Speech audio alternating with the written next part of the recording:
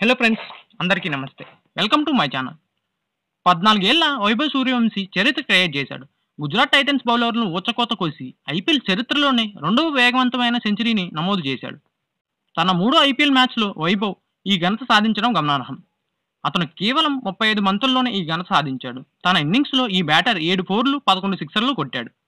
వైభవ్ సూర్యవంశీని ఈ century innings తర్వాత మాట్లాడుతూ, ఇది నాకు గొప్ప అనుభూతి. ఇది ఐపీఎల్లోనే నా తొలి సెంచరీ. నేను ఈ ఘనతను మూడవ ఇన్నింగ్స్లో సాధించాను.